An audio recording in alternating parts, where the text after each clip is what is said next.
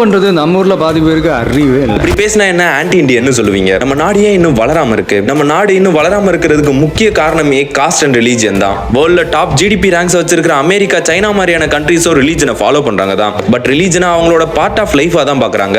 அவங்களோட இண்டிவிஜுவல் growth-ஐயும் நாட்டோட growth-ஐயும் தான் பிரைமரியா வச்சிருக்காங்க. ஆனா நம்ம ஆளுங்களுக்கு காஸ்ட் அண்ட் ரிலீஜனுங்கிறது அவங்களோட உசுறு மாதிரி. ஒரு பொண்ணுக்கு அபியூஸ் நடந்தாலோ இல்ல வேற ஏதாவது ப்ராப்ளம் நடந்தாலோ வாயை மூடிக்கிட்டு இருப்பாங்க. ஆனா அவங்க காஸ்ட் அண்ட் ரிலீஜனை பத்தி பேசினா பொங்கி எழுந்துருவாங்க.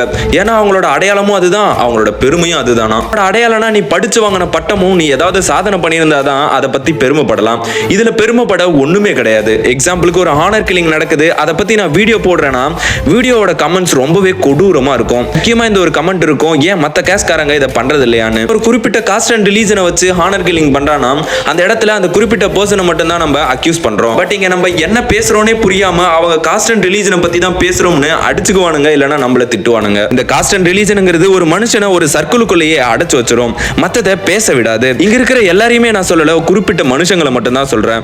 கடைசி வரைக்கும் காஸ்ட் அண்ட் ரிலீஜன்ங்கிற சாக்கடைக்காகவே அடிச்சுக்கிட்டு இருந்தோம்னா கடைசி வரைக்கும் அந்த சாக்கடைக்குள்ளேயே தான் கிடக்கணும். தயவு செஞ்சு அந்த சாக்கடைக்குள்ள இருந்து வெளியே வந்து உங்களை நீங்க க்ரோ பண்ணீங்கனாவே நாடு தானா க்ரோ ஆகும். காஸ்ட் அண்ட் ரிலீஜனை பத்தி மறக்காம கமெண்ட்ல சொல்லுங்க.